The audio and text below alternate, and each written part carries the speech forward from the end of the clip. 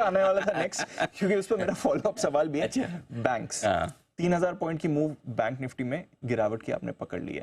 अब आगे का बैंक निफ्टी का व्यू तो आप शेयर करेंगे, बट आज भी बैंक्स के लिए कुछ खबर आई है। आरबीआई का एक ड्राफ्ट समय खराब चल रहा है, उसका खराब ही होता है। ही आज एक है ना आरबीआई की तरफ से ड्राफ्ट सर्कुलर आया है एलसीआर के नियमों को लेकर, ठीक है ना।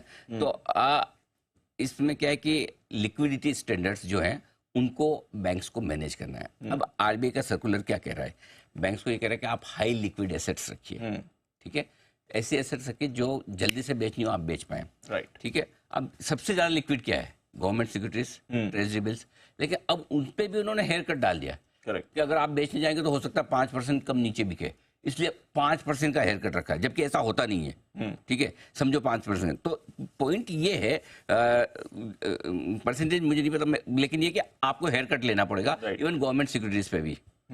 आपके पास जितनी भी रिटेल की डिपॉजिट है उस पर आप ये मान के चलो 5% का फैक्टर लेके चलो। सो कुल मिला के कहने का मतलब ये कि आरबीआई अपने ड्राफ्ट सर्कुलर में ये कह रहा है कि आप लिक्विडिटी रिस्क कभी ना आए बैंक्स में। अगर डिपॉजिटर्स आके बोले कि मुझे पैसे दो, तो बैंक्स को समस्या ना आए, इसके लिए आप ज्यादा लिक्विडिटी रखिए, पहली चीज। और इस लिक्विडिटी को रखने के लिए जो भी आप लिक्विड, मतलब ऐसा तो नहीं कैश भर के रखोगे, आप कहेंगे treasury bills, call money, government securities, उनमें जो फटाफट बिक जाए आपके, हाँ उन पे रखते हो, लेकिन उस पे भी आपकी वैल्यू कम मानी जाएगी। अच्छा, ये दिक्कत है, ओके, ठीक है। तो अब इस दिक्कत में क्या, और इसको 31 अगस्त तक कमेंट मंगा, अभी लागू नहीं हुआ, लागू करने का इरादा है उनका 1 अप्रैल से। लेकिन इसमें दीप क्या है, ये बैंकों पर डालेगा नेगेटिव असर, ओके, हाँ पक्का नेगेटिव असर डालेगा। और क्यों डालेगा मैं बता देता हूँ आपको।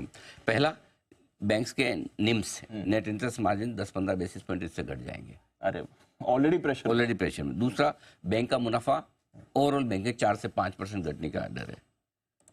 रिटर्न ऑन एसेट्स 5 से 7% घटने का डर है। ओहो, हाँ ये और रिटेल डिपॉजिट खींचने के लिए सब जोर लगाए, मेलू।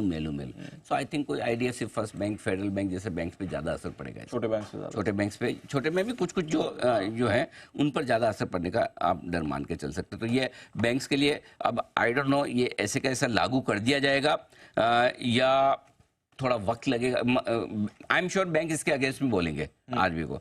मुझे नहीं पता कि आरबीआई ऐसा क्यों करना चाह रहा है। शायद इसकी वजह ये हो सकती है कि बैंक्स को डिपॉजिट कम आ रहे हैं। एक तरफ सपोज आपको डिपॉजिट नहीं आ रहे, दूसरी तरफ जिन्होंने डिपॉजिट दे रखे वो आके बोले मुझे मेरे पैसे वापस दे दो, तो क्या होगा? तो आरबीआई उस सिचुएशन को देख के आगे टाइट करने की कोशिश कर रहा है। तो ये लिक्विडिटी टाइट करने वाला मामला है। तो वो दुबले को 2 आषाढ़ वाला मामला है कि पहले से बैंक के लिए मामला मुश्किल वाला है। ये और खबर, तो आई थिंक बैंक्स आज इस पे नेगेटिव रिएक्शन तो देंगे, देना तो चाहिए। पहले ही ढीले हैं, उसके ऊपर से तो बैंक्स के लिए खराब खबर है आज। टच मी नॉट बैंक्स, हाँ नहीं अपने तो इग्नोर, दूर रहो, नॉट इंटरेस्टेड काइंड ऑफ। ठीक है सर।